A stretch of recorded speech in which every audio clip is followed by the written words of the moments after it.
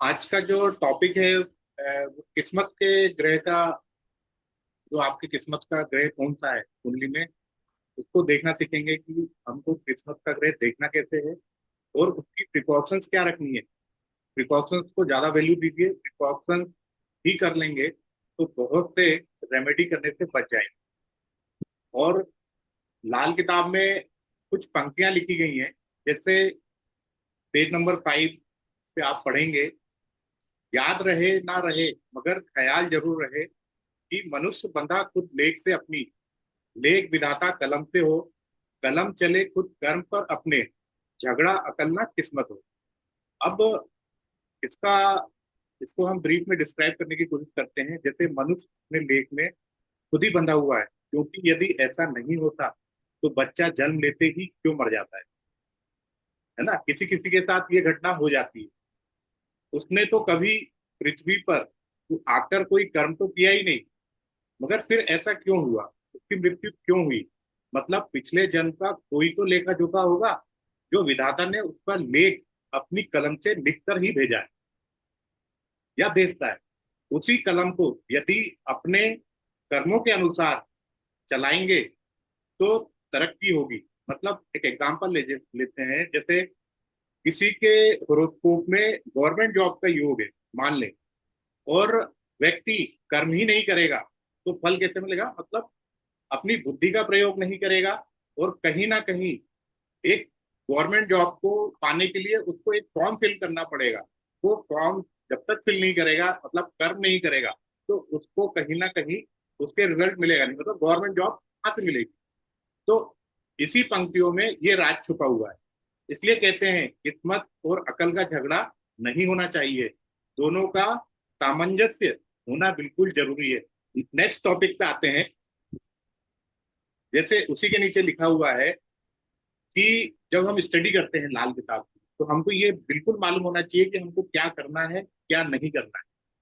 जैसे कि बताया गया है कि ख्याल की बुनियाद, दीवार या मजमूम, मजमूम मतलब विषय, बेशक तुझे मौत का दिन किसी के भेद या एब और माता के पेट का लड़का है या लड़की का इशारा कर देगा आपको। मतलब जब आप रीड करना सीखेंगे कुंडली को, तो वो आपको मालूम चल जाएगा, मौत का दिन भी पता चल जाएगा।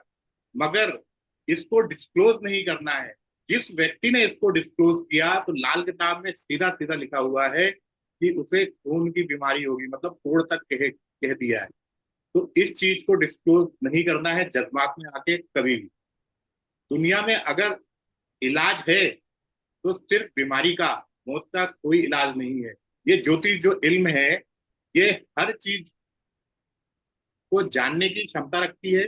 हर चीज आप प्रिडिक्ट कर सकते हैं, व्यक्ति के हर मूवमेंट को आप जान सकते हैं। बस तरीका होना चाहिए उसको जानने का। मगर ये बिल्कुल याद रखना चाहिए कि ये कोई जादू मंत्र की किताब नहीं है। और अगर हम चाहें किसी का बुरा करना, तो बिल्कुल इस ज्योतिष के द्वारा नहीं कर सकते। मगर आपको अगर कोई प्रॉब्लम है, आपके लाइफ में कोई ऑब्स्टिकल्स आ रही हैं, तो उस ऑब्स्टिकल्स को हटाने में ये किताब बहुत मददगार है।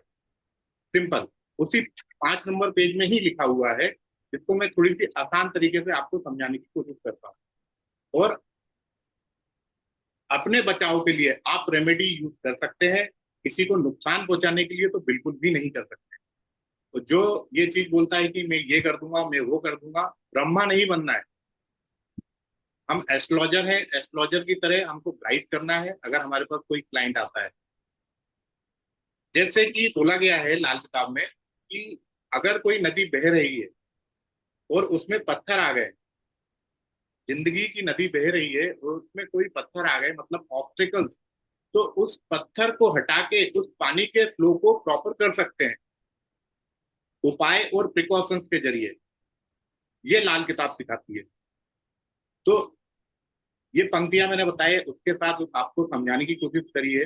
अब हम आते हैं हमारे जो मेन टॉपिक है उस पे आते हैं कि किस्मत का ग्रह कैसे निकाले। सिंपल है, बहुत ही साधारण तरीके से आप समझिए, आपको बिल्कुल समझ में आएगा। जैसे कि आप लिखना चाहें तो रेणु जी आप लिख सकते हैं, वैसे मैं रिकॉर्डिंग दे दूंगा, आप उसको सुन लीजिएगा, ठीक है ना। अगर किस्मत का प्लानिट हमको देखना है तो कहीं तो होगा हमारी किस्मत का प्लानिट। उस दिन आप पूछ रहे थे किस्मत का प्लानिट हम कैसे करेंगे। तो इसमें नंबर वन स्टेप आता है, जैसे बंद मुट्ठी के उच्च के ग्रह। बंद मुट्ठी होती क्या है? हाथ की बंद मुट्ठी, जो पिछले जन्म से अपने साथ बच्चा क्या लेके आया है, वो बंद मुट्ठी के ग्रह कहलाते हैं। जो बंद मुट्ठी के घर होते हैं जिसमें प्लैनेट बैठे होते हैं। ठीक है, जैसे first house, fourth house, seventh house and tenth house. अगर यहाँ उच्च के प्लैनेट हैं, जैसे सूर्य फर्स्ट हाउस में उच्च का है, गुरु फोर्थ हाउस में उच्च का है, तो सेवेंथ हाउस में शनि, टेंथ हाउस में मंगल। ये फर्स्ट स्टेप में हमको इसको फॉलो करना है। अगर यहाँ भी कोई प्लैनेट मौजूद नहीं है, मतलब इन प्लैनेट उच्च के प्लैनेट यहाँ मौजूद नहीं है, तो हमने सेकंड स्टेप में क्या देखना है? बंद मुट्ठी के बाहर उच्च के ग्रह देखने हैं। जैसे सेकंड हाउस में मून उच्च का होता है, थर्ड हाउस में राहु उच्च का होता है, सिक्स हाउस में मरकरी, नाइन्थ हाउस में केतु, ट्वेल्थ हाउस में वीनस। इसको देखिए, अगर फर्स्ट स्टेप में आपको प्लैनेट नहीं मिलते जैसे मैंने बताए हैं, और सेकेंड स्टेप में आपको मिलते हैं, तो वो आपका किस्मत का ग्रह हो गया। अगर यहाँ भी नहीं मिलते हैं, तो फिर काल पुरुष कुंडली के अनुसार, काल पुरुष कुंडली के अनुसार पहले में मंगल, सेकंड में वीनस, थर्ड में बुध, फोर्थ में मून, टेंथ में शनि, इलेवेंथ में शनि, या ट्वेल्थ में गुरु। अगर यहाँ ये प्लैनेट मौजूद हैं, तो इनमें से एक प्लैनेट जो पहले नंबर पे आता है, हर चीज का स्टेप है, वो प्लैनेट कहीं ना कहीं आपका किस्मत का ग्रह होगा। नेक्स्ट पॉइंट पे आते हैं, अगर यहाँ भी आपको किस्मत का ग्रह नहीं मिलता है, तो अब क्या करें? खाना नंबर 9 में बैठा ग्रह किस्मत का ग्रह होगा, अगर यहाँ नहीं है कोई प्लैनेट। अगर 9 में कोई प्लैनेट नहीं है, तो अगर 9 में कोई प्लैनेट नहीं है, तो थर्ड हाउस में कोई ना कोई प्लैनेट होगा, तो हमको थर्ड हाउस को देखना है। अगर थर्ड हाउस में भी कोई प्लैनेट नहीं है, तो हमने 11th हाउस को देखना है। अगर 11th हाउस में भी कोई प्लैनेट नहीं है, तो हमको फिफ्थ हाउस में देखना है। अगर फिफ्थ हाउस में भी कोई प्लैनेट नहीं है, तो हम सेकंड हाउस को चेक करेंगे। सेकंड में भी कोई नहीं है, तो सिक्स को चेक करेंगे। सिक्स में भी कोई नहीं है, तो ट्वेल्थ को देखेंगे। लास्ट अगर ट्वेल्थ में भी कोई नहीं है, तो हम लास्ट में आएंगे एट्थ हाउस पे। वो प्लैनेट आपका किस्मत का प्लैनेट होगा। अब किस्मत का प्लैनेट तो हमने चेक कर लिया। जब आप ये लिस्ट बना लेंगे, तो हमने चेक तो कर लिया, अब हमको करना क्या है इनका, ये भी तो मालूम होना चाहिए। अगर सूर्य आपके कुंडली में उच्च का है, तो अब आते हैं प्रिकॉशंस पे। अगर आपने सरकार की बुराई करी या सरकार की टैक्स की चोरी करी, तो कहीं ना कहीं आपका जो किस्मत का प्लैनेट है, किस्मत का प्लैनेट नहीं रह जाएगा। ऐसे व्यक्ति को करना क्या चाहिए? अगर फर्स्ट हाउस में सूर्य है, तो सरकार से कनेक्शन बनाए, सरकारी टेंडर ले। अगर मून है आपकी किस्मत का प्लैनेट, तो पानी का व्यापार कर सकते हैं। बिना सिले कपड़े, बिना सिले कपड़े क्या? जैसे रेमंड्स की शॉप होती है, आपने देखा होगा, टेक्सटाइल मिल होती है, इस टाइप का बिना स्टिचिंग करे हुए कपड़े का आप व्यापार कर सकते हैं। दूध चांदी का दान नहीं करना है, इसकी प्रिकॉशन से। और अगर कहीं ना कहीं आप अपनी माता की रिस्पेक्ट नहीं करते, बड़ी बुजुर्ग महिलाओं की रिस्पेक्ट नहीं करते, तो भी ये इसका कोई फल नहीं मिलेगा। देखा गया है, कभी प्लैनेट, जो प्लैनेट से रिलेटेड रिश्तेदार हैं, वही आपकी परीक्षा लेने आए इस दुनिया में। अगर वो प्लैनेट के रिश्तेदार आपसे उखड़े उखड़े रहते हैं, रूठे हुए रहते हैं, तो मान लीजिए कि वो परीक्षा लेने आया है, आप उनसे रिलेशन मेंटेन करके रखिए। अगर बृहस्पति है, तो फ्री का ज्ञान नहीं देना है, बांटना भी नहीं है, फ्री में कंसल्टेंसी भी नहीं करनी है। पर जी, धार्मिक किताबें नहीं बांटनी है फ्री ऑफ कॉस्ट। अगर शुक्र है, तो जो स्टिच करे हुए कपड़े होते हैं, उनका आप बुटीक वगैरह खोल सकते हैं। पुराने जैसे आप आर्टिफिशियल ज्वेलरी होते हैं जो शुक्र के काम होते हैं, कॉस्मेटिक हो गया, परफ्यूम हो गया, जो डेकोरेटिव लाइट्स होती हैं, आप वो भी कर सकते हैं जो शुक्र के। ओल्ड व्हीकल, व्हीकल ये भी कर सकते हैं, नर्सरी, ये शुक्र के जो काम है ये करने हैं। मगर कहीं ना कहीं आप अपने वाइफ की रिस्पेक्ट नहीं करते होंगे, तो ये किस्मत का प्लानिट आपको कोई रिजल्ट नहीं देने वाला। एक बात हमेशा ध्यान रखना, कुंडली में राहु केतु सही है तो कुंडली ठीक है। अब राहु केतु सही कैसे हो सकते हैं? शुक्र के अंदर ही राहु और केतु है, तो इसलिए बोलते हैं शुक्र को अच्छा रखो, बहुत सी चीजें सॉल्व हो जाएंगी। मतलब stay away from illegal affair. जब हम प्रोफेशन के बारे में बात करेंगे, तो प्रोफेशन में हम इसके लिए विस्तार से चर्चा करेंगे कि उसके बारे में मैं बताऊंगा आपको, how we can predict exactly कि व्यक्ति क्या काम कर रहा है। जैसा रेणु जी आपको बता दिया था, जैसे अगर शनि हमारे किस्मत का प्लैनेट है, तो मजदूर की मजदूर का पसीना सूखने से पहले अगर आपने उसका पैसा दे दिया, तो आपका शनि ठीक है। आपने अपने चाचा के साथ अच्छे रिलेशन मेंटेन करके रखें, तो भी आपका शनि अच्छा है। ये बेसिक है, चीजें तो बहुत सारी है। उसी प्रकार अगर राहु आपका किस्मत का प्लैनेट है, तो आपने इलेक्ट्रॉनिक आइटम गिफ्ट नहीं देने हैं किसी को।